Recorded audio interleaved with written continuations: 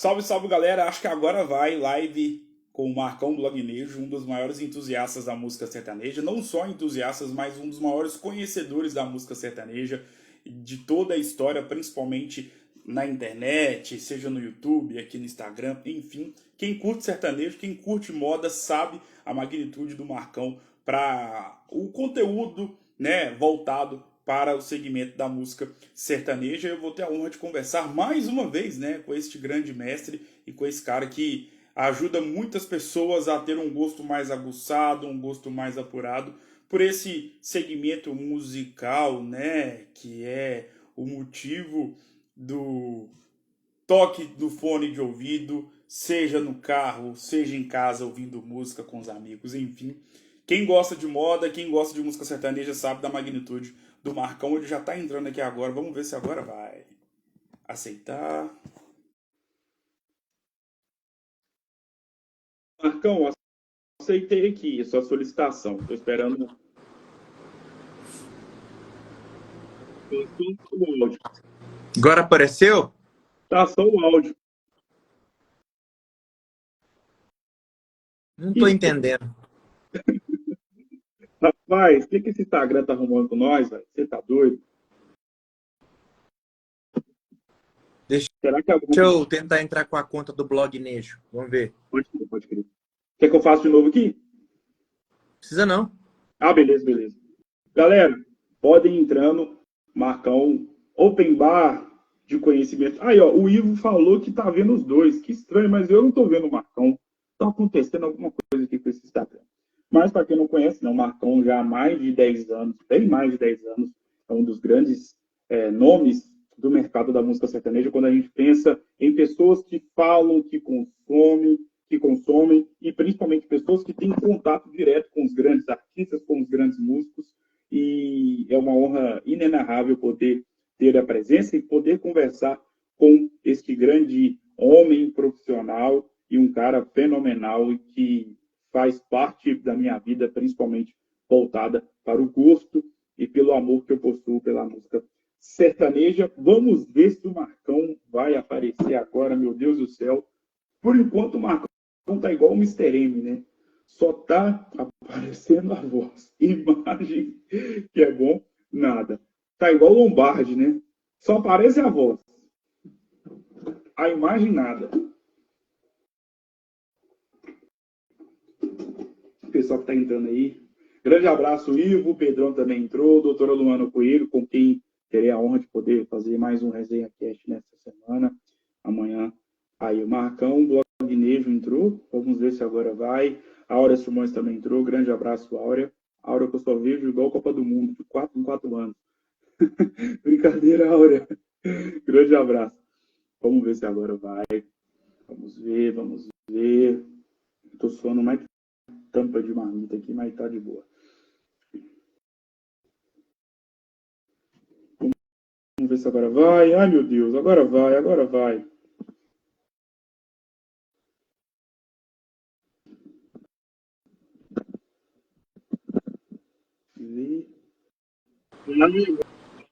Foi. Rapaz, o que esse Instagram tava arrumando, hein? Uai, não sei. O áudio você tá ouvindo? Tranquilo, 100%. Estranho isso aí mesmo, porque não faz sentido nenhum. Exatamente. Marcão, primeiramente, cara, não tenho nem palavras para poder agradecer mais uma vez a sua atenção com a minha pessoa, desde a nossa primeira prosa, lá no ano de 2020. Você sempre foi muito solícito, não só comigo, mas eu imagino, obviamente, com todas as pessoas que entram em contato contigo aí aqui pelo Instagram, principalmente pelo direct. Seja muito bem-vindo e obrigado por ter aceitado o convite. Que isso, eu que agradeço. Galera que estiver assistindo aí pelo @blognejo. Tem mais gente, mas a conta talvez entrega para menos pessoas, mas não estava dando certo da gente fazer pelo @marcãoblognejo, mas tá valendo. Aí depois você deixa postado no feed que eu reposto lá. Combinado. Marcão, para a gente poder começar nosso bate-papo e falar com você, principalmente, obviamente, sobre música sertaneja, é falar com uma pessoa que faz parte da história da música sertaneja quando a gente pensa em conteúdo da música sertaneja. Você faz parte da minha vida. Quem é que nunca conheceu uma voz icônica e longínqua entrevista com o Gu Borges, no estúdio dele, deve ter sido 2010, 2020, e, diferentemente do outrora, de 15 anos atrás, hoje em dia existem várias pessoas, vários perfis no Instagram, vários canais no YouTube, que falam sobre o sertanejo, sobre o sertanejo, são praticamente aqui no Brasil, você que é pioneiro nesse segmento, como é que você vê hoje em dia? Faz só um favor para mim, vê se tem alguma coisa tampando o som seu na hora que você fala aí no celular. Agora tá de boa?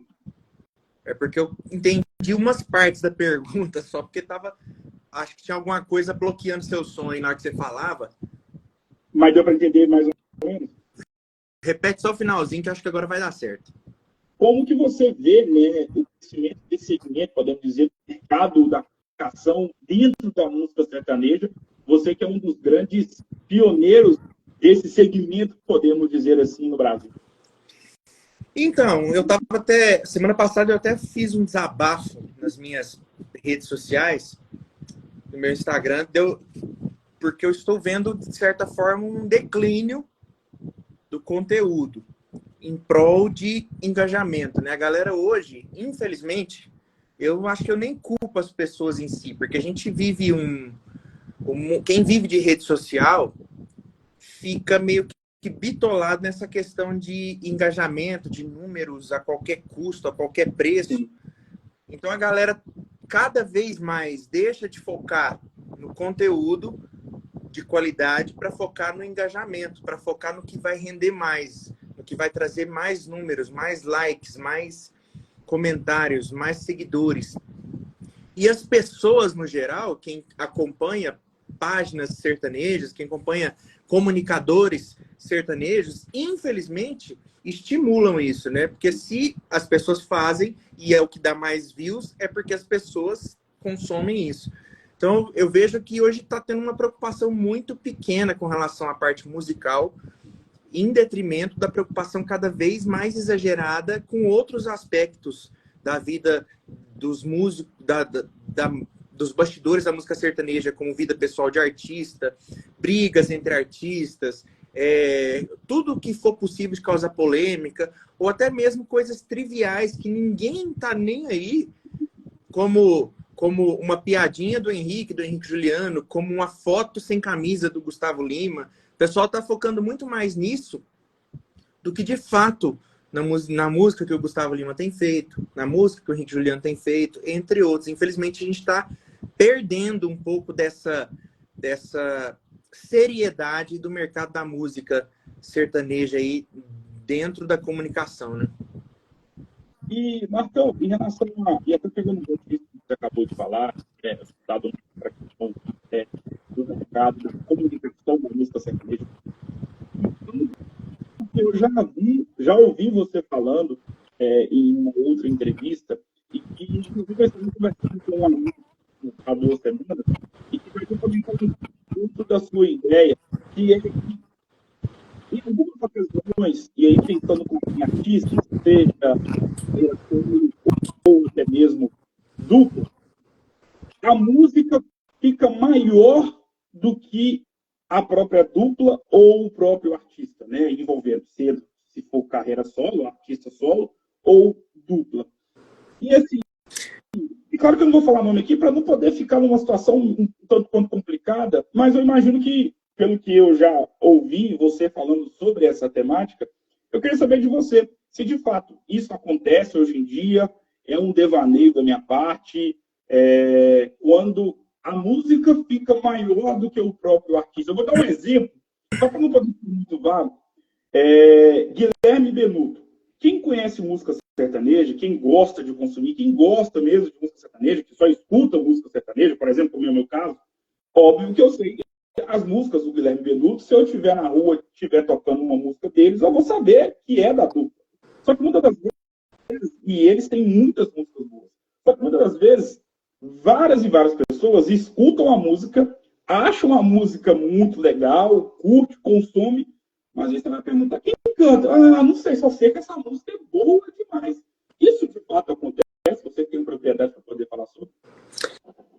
Eu vejo que isso acontece já de bastante tempo, na verdade, porque como a gente tem um ciclo na música sertaneja, eu calculo aí de 10 em 10 anos a gente tem uma mudança de panorama, onde os artistas de uma determinada geração, os artistas de uma determinada geração, eles seguem uma influência daquela geração. Por exemplo, os artistas de hoje, eles têm, a maioria tem uma idade similar e eles cresceram aí ouvindo Jorge Mateus, ouvindo César Menotti e Fabiano, ouvindo João Bosco e Vinícius. Então, todos esses têm uma pegada vocal inspirada nesses, né? Que eles cresceram ouvindo. Isso faz com que os artistas que cheguem ao sucesso, na sua maioria, eles tenham um timbre de voz similar ao que está em alta no momento. Então, similar ao que estava em alta na época que eles ouviram. Então, por exemplo, a gente tem o timbre do Jorge na voz de vários artistas de hoje. Isso dificulta, às vezes, que o público mais leigo saiba quem está cantando. É uma coisa normal. Esse já é um dos fatores que, às vezes, atrapalha um pouco a identificar a identidade de cada um. Sim. Paralelo a isso, a gente tem a parte da sonoridade que os artistas do circuito comercial preferem muito mais trabalhar alguma coisa que já está testada do que, de fato, procurar alguma coisa totalmente diferente, totalmente inédita. A galera vai em cima do que já foi feito. Então, a gente tem músicas muito parecidas. A gente não tem ousadia. Então, já é outro fator que dificulta também. Aí vai um terceiro fator. A falta de trabalhar a imagem do artista. Você citou, por exemplo, Guilherme Benuto. Você falou um exemplo clássico. Eu quero que você me lembre. Quantas vezes você viu Guilherme Benuto na televisão? Você não vê. Você não vê os caras na TV. Naqueles programas que você vai atingir outros públicos. Não só o sertanejo. O cara tá na rede social... Quem está acompanhando o Guilherme Benuto é porque já gosta do Guilherme Benuto, já conhece a imagem do Guilherme Benuto, para dar esse exemplo. Mas poucos programas de TV de outros segmentos, às vezes, ou que não sejam ligados ao sertanejo exclusivamente, esses artistas vão. Guilherme Benuto, Diego Vitor Hugo, vários outros artistas. A galera tem uma dificuldade de trabalhar a imagem em programas de TV. Então, é muito difícil, assim... Não sei se por interesse dos próprios programas de TV ou se por falta dessa sacada, dessa estratégia por parte das assessorias. Por exemplo, eu acredito que não seja falta de programa. A gente tem inúmeros programas que os artistas poderiam ir não apenas para fazer aqueles apresentações musicais, mas para, sei lá, opinar, aqueles programas de opinião que tem sofá e tudo mais, fica sentado lá conversando sobre um determinado assunto, para fortalecer a imagem do artista e tornar aquela imagem um pouco mais de fácil assimilação por parte do público. Então, acho que falta isso também, na verdade. Uma estratégia das assessorias de imprensa mais linkada em trabalhar com a imagem do artista. A galera está muito mais preocupada em trabalhar com a fofoca do dia a dia do artista do que, de fato, trabalhar a imagem dele em algum outro programa. E em relação a algo que você citou na sua penúltima explanação, voltada para a questão de que a música sertaneja, ou imagino também que outros gêneros musicais, mas se tratando apenas da música sertaneja, que é o assunto fulcral aqui do nosso bate-papo, ela vive de ciclos, né, de 10 em 10 anos. Eu, como leigo, tá? E que pessoa que sempre acompanhou, e olha que interessante, há 10 anos, ou seja, 2013, era o período que eu comecei a de fato gostar e me apaixonar pela música sertaneja, e principalmente, não tenho vergonha de falar, pelos cantores que surgiam na época, pelos que já estavam consolidados na época. Mas, falando sobre essa questão dos ciclos, há 10 anos, Marcão, e aí volta a me colocar na posição de leigo. Há 10 anos, a música sertaneja, 2013, ainda estava vivendo aquela questão da inserção muito forte do papel. 10 anos depois, setembro de 2023, como você pode caracterizar o ciclo atual do música sertaneja? Não, hoje a gente vê uma sonoridade, em termos de sonoridade, a gente vê o sertanejo começando a finalmente conseguir absorver influências do funk, do trap, do eletrônico. Não que o sertanejo não tenha feito isso antes. vários artistas já fizeram isso várias vezes nos últimos 15 anos, mas não se tornou um movimento igual está se tornando hoje. Assim, hoje a gente tem uma quantidade de artistas que faz com que isso seja considerado de fato histórico, assim, um movimento pontual, mas assim, que tem um efeito mais a longo prazo também. Então a gente está vendo muito artista hoje trabalhando melhor as influências de música eletrônica, de trap e de funk, né? Principalmente. E aí, em termos de sonoridade, então os artistas estão indo muito para esse lado. Aí a gente vê segmentos surgindo, como agronejo, essas coisas todas que a galera fala, tá abrindo espaço para isso, né? Junto a isso, a galera também está entendendo do sertanejo, está entendendo a necessidade de se adequar à forma de ouvir música. Porque a pandemia, quando ela veio, ela assustou muito os sertanejos, de uma forma geral, porque o sertanejo não ligava para as plataformas digitais ainda. Não de forma relevante. Assim, as plataformas digitais eram uma parte ínfima do trabalho. A galera do sertanejo estava focada apenas em show. Quando veio a pandemia e a coisa não retrocedeu, a coisa não cessou, quando a galera achou que ia demorar 15 dias, aí passou 15 dias, demorou mais 3 meses, passou 3 meses, demorou 6 meses. Quando foi ver, já tinha 2 anos de pandemia. E aí a galera falou, a gente tem que fazer outra coisa. Foi aonde a galera entendeu essa questão das plataformas digitais. Aí o sertanejo entrou na guerra das plataformas, coisa que não acontecia antes. Por isso que agora a gente está vendo com tanta frequência, às vezes, um artista sertanejo alcançar o top 1 do Spotify. Antes não existia, a galera não se preocupava com isso, era outra coisa, queria ser top 1 nas rádios. E nas plataformas ninguém ligava, só que agora é absurdamente importante você estar bem colocado nas plataformas dentro do sertanejo. Então entendeu isso, ou seja, a forma de consumir música sertaneja mudou, meio que forçado, por causa da pandemia, a galera precisou aprender a mexer com plataforma digital. Os criadores de conteúdo do sertanejo, assim, os artistas, né? E o público, querendo ou não, teve que acompanhar isso também. Então a gente vê esse movimento. Agora, em termos de sonoridade, eu acho que a única coisa que a gente está vendo de mais relevante agora é essa parte dessas misturas. Porque o resto, a gente ainda está vendo a galera um pouco meio perdida. Como a Marília faleceu tem 2 anos, a Marília estava meio que encabeçando toda uma geração, a galera ficou meio que sem saber o que fazer. E hoje, o que a gente ouve de música sertaneja hoje, fora essa parte do agronejo, essas vertentes mais diferentes, assim, que a galera conseguiu sair um pouco fora da curva, a galera não sabe ainda, não entendeu ainda o que fazer. Por isso que tá perdendo tanto espaço. Por isso que a gente vê Ana Castela tão bem, Luan Pereira tão bem, porque eles estão fora da curva, eles vieram por fora e ultrapassaram. Enquanto a galera tá ali meio que estagnada. Falei, o que nós faz agora? A galera não tá sabendo, entendeu?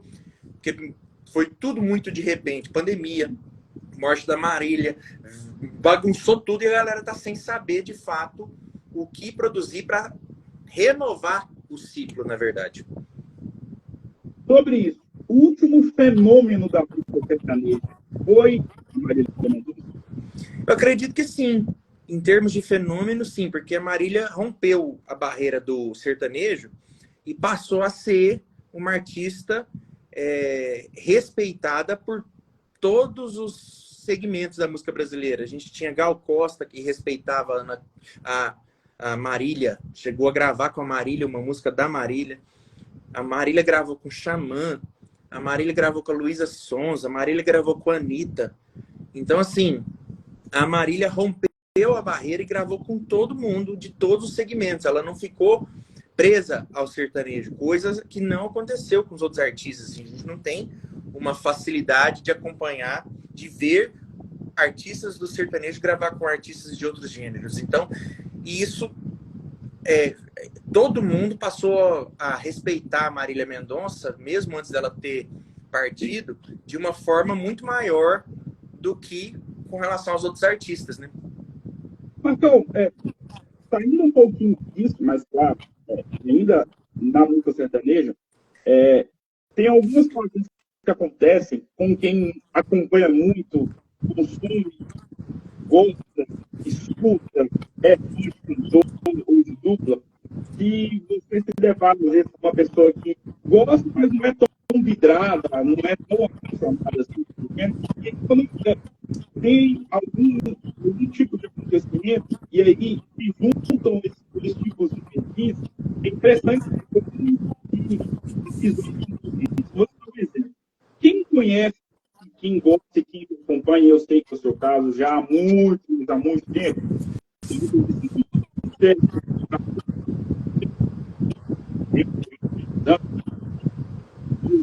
O áudio está cortando ainda. Seu áudio está cortando direto. Vê se voltou. Tá melhor agora? Tô ouvindo, mas ele tava cortando. Você tá com um fone ligado, alguma coisa? Não, pior que não. Então fala de novo o finalzinho. A dupla Israel Rodolfo, que tem vivido, né, desde 2021, principalmente depois da questão do Big Brother, o auge da sua carreira em relação à questão da exposição. Tá. Para quem acompanha, sempre acompanhou, quem consumiu os meninos, sabe que o que está acontecendo com eles até os dias de hoje já era algo esperado, só que a gente não sabia quando iria acontecer. Pela qualidade das músicas, pela qualidade da carreira que a dupla tem. E aí, quando você vai com alguém que não conhecia os dois, não conhecia a dupla, para e pensa, né? Às vezes já pensa, a gente, nossa, não conhecia essa dupla, gente. Quem conhece, quem acompanha, sabe que isso é questão de tempo. Estava demorando, estava, mas né, tudo tem tempo. Como é que você vê? Como que eu vejo a galera que não conhecia, assim, no caso do Israel Rodolfo, deixa eu ver se eu entendi sua pergunta, que ainda cortou bastante o áudio. No caso do Israel Rodolfo, o que a gente viu? O Big Brother, o Rodolfo entrou como um coringazinho ali, porque ele era ex da Rafa Kalimann, que tinha sido destaque na temporada anterior. E a Rafa vinha do universo dos influenciadores. O Rodolfo veio mais como o ex-marido da Rafa Kalimann. E às vezes acho que o Boninho pensou mais nessa possibilidade de trazer alguma polêmica nesse sentido, assim como ele fez recente com o Fred, por ser o Fred ser ex da Boca Rosa, que também tinha sido do ano anterior. E aí, o fato do Rodolfo ter se destacado lá dentro, assim, da galera ter gostado de alguma forma da participação dele, fez assim a questão do contrato do Israel Rodolfo com a Som Livre ser colocado em prioridade. Primeiro que a estratégia do Israel Rodolfo pro Big Brother, paralela à participação do Rodolfo, foi muito bem sucedida, né? Porque eles tinham recém-gravado um projeto, tinha muitas músicas para saírem, e aí aproveitou toda essa visibilidade para trabalhar Batom de Cereja com resultado. E aí a música foi muito bem trabalhada internamente dentro do Big Brother, a temporada foi muito bem sucedida, coisa que não aconteceu em outras épocas, como a Nayara Azevedo, mais recentemente, no ano passado, né? Não esse ano. Não deu tão certo para ela quanto deu para o Israel Rodolfo, porque a temporada foi bem. Então, o Rodolfo entrou na temporada certa, tinha acabado de lançar um DVD, tinha o contrato com a Som Livre. Na hora que a música bombou, a Som Livre falou, ó, é aqui, ó. E tanto é que desde então a Som Livre abraçou a causa e dentro os produtos sertanejos da Som Livre, o Israel Rodolfo é a prioridade número 1 lá. Mais até do que Maiara Maraíza, mais até do que Zé Neto Cristiano, apesar de que o contrato recém-fechado do Zé Neto Cristiano com a Som Livre foi o contrato mais alto aí da história da música brasileira.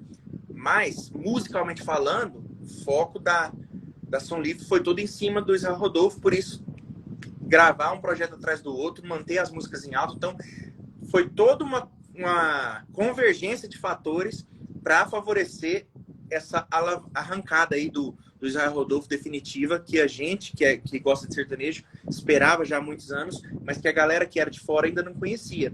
Aí facilitou também a galera conhecer o Rodolfo dentro do programa e aí também associar isso e a dupla finalmente conquistar um espaço bacana, né? Mas então, até aproveitando o tempo, já que você citou alguns nomes, né, voltado, claro, para a sua resposta relacionada à minha pergunta, você pegando um gancho no vídeo que eu vi do Lucena, que é seu grande amigo, na manhã de hoje, ele fala da Simária, né, que, na opinião dele, que elas medida e a ideia dela, inclusive, fazendo sucesso, um sucesso daqui a pouco. Como é que você vê essa questão do momento atual da Simária? Cara, eu até postei hoje no meu Instagram, eu respondi uma pergunta de uma pessoa que fez essa pergunta sobre isso. A meu ver, a gente tem o que a Simária tem, a forma que ela tem se comportado, não é uma forma inédita dentro do universo da música. Praticamente em toda dupla, a gente tem sempre um membro da dupla que está mais à frente das coisas. Dentro do César Menotti e Fabiano, a gente sabe que o César Menotti cuida mais da parte musical, está mais ligado à parte musical. Dentro do Vitor e Léo, o Vitor, no começo, comandava tudo. A dupla começou a se apartar a partir do momento em que o Léo quis ter uma voz mais ativa. Então, assim, toda dupla tem o membro que faz mais a parte de administração de tudo, assim, da parte musical, seja do que for. Mas, quando uma pessoa vai na frente de uma câmera, por exemplo, igual ela fez, para falar que manda, quem que manda na dupla? Eu.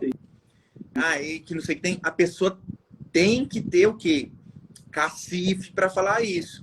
No caso, quando a gente fala o Zezé de Camargo e Luciano, que o Zezé vira e fala que ele sempre cuidou do repertório do Zezé de Camargo e Luciano, quem que vai questionar o Zezé de ter falado isso? Ninguém, porque é o cara.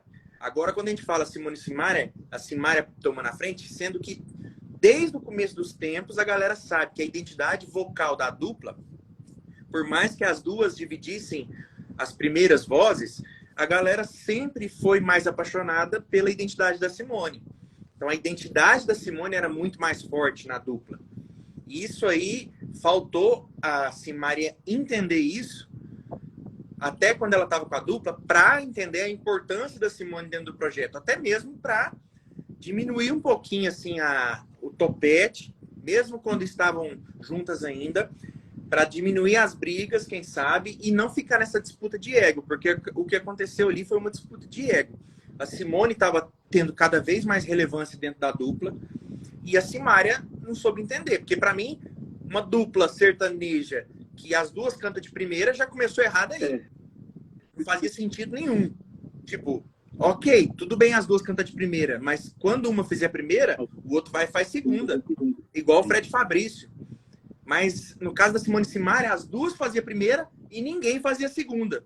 Qual que é o sentido disso? Não tem sentido nenhum. Ou seja, desde o começo ficou meio claro que era uma disputa de ego interna ali. Então, a Simária teria que ter tido essa humildade de entender que, ó, eu acho que meu lugar é um pouquinho mais abaixo. Não tô falando que ela tem que ficar abaixo da Simone, mas não se colocar acima como ela sempre se colocou. Tentar entender que é pé de igualdade. Agora não, ela sempre quis se colocar acima, né? E agora a Simone despontou, acertou, tá indo muito bem. E a Simária até hoje nada. Cadê o projeto dela? Não tem nada, a gente não vê nada. A Simária, eu acho que ela sempre pensou grande demais, até sobre si mesma, e não entendeu, às vezes, que era preciso um pouco mais de pé no chão. Conversando com um produtor de eventos aqui da minha cidade, que é um braço direito, é um grande amigo, irmão do Marquinhos, da Audio Mix, ele me disse, né, inclusive na entrevista que eu fiz com ele no meu podcast, ele disse que na época, no momento em que a música sertaneja estourou nacionalmente, onde ali partiu da inserção do sertanejo universitário, com João Feliz, enfim, foi um momento, e depois também, foi um momento que a música sertaneja e a questão dos bastidores, dos empresários, dos escritórios, investiram pesado mesmo, rio de dinheiro. E você que está nos bastidores, sabe de mundo, tem contato com todos os empresários, com os produtores. Hoje, Marcão, a música sertaneja ainda possui investimentos financeiros muito forte como o. Você fala investimento? Isso. O áudio tá cortando muito. Às vezes eu não entendo o que você falou na pergunta. Tá cortando muito na hora que você fala. Hoje, que nem eu tô falando, foi outro efeito da pandemia, só que esse foi um efeito positivo. Sim. Antes da pandemia, até algum tempo antes da pandemia, a gente estava acostumado, sim, com essa realidade megalomaníaca, onde todo mundo tinha que ficar botando lá a giromba na mesa para ver quem tinha a giromba maior.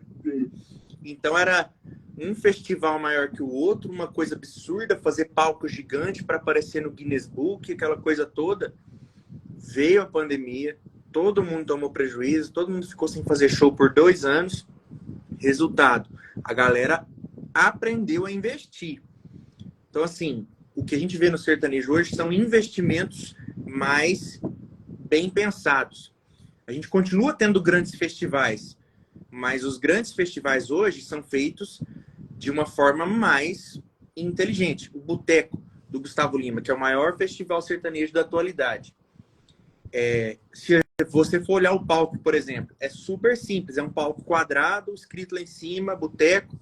É uma estrutura de festa normal. Não é aquela coisa mais gigantesca como tinha antigamente. DVDs grandiosos, alguns artistas ainda têm coragem de fazer, tipo o Luan Santana, que fez o Luan City, etc. Mas já não é uma coisa também que a galera procura fazer com tanta frequência, a não ser em situações comemorativas, né? Como no caso do João Bosco Vinícius, que fez um DVD comemorativo recentemente. Mas no caso do Luan, eu acho que foi um dos únicos DVDs muito grandiosos aí feitos recentemente. São DVDs também mais bem pensados. Porque aquele negócio, para que investir demais se o resultado final vai ser o mesmo, né? Tipo, Gustavo Lima vai fazer um DVD do tamanho lá na lua, para quê? Se ele vai gravar no quintal da casa dele, vai vender show do mesmo jeito. Não faz sentido nenhum. Então, assim, a galera tem aprendido, a pandemia obrigou a galera a reaprender a investir de uma forma mais coerente. Aí, quando a gente vê investimentos muito vultuosos, tirando esse caso do Luan Santana, que já é mais uma questão que eu acho visando também o mercado internacional, mostrar ele como artista para o mercado internacional, talvez. Quando a gente vê artista médio porte fazendo coisa muito grande, posso saber que alguém está lavando dinheiro ali. Alguém está querendo lavar dinheiro, porque normal não é. Aí, então, a gente vê as coisas hoje feitas de uma forma diferente, entendeu? Marcão, até por tomar muito seu tempo, cara. Muito obrigado por ter aceitado o convite, por ter tirado um pouquinho do seu tempo precioso para poder me atender. Valeu mesmo por questão. Jamais eu esqueci aceitado. Obrigado, sucesso e até uma próxima. Mas só isso? Você falou que nós ia conversar umas 2 horas? Eu tô com medo de tomar o seu tempo, pô. Eu sei que é muito tempo, até tirei, como diz outro, já adiantei meu serviço. Vai, obrigado. Eu tô à disposição aqui, quando você precisar. Eu tô sempre à disposição porque você precisar. Tô sempre... você me mandar mensagem, você sabe que eu vou responder todas. No dia que eu tiver de boa aqui, ó, à noite aqui, a gente faz mais uma live.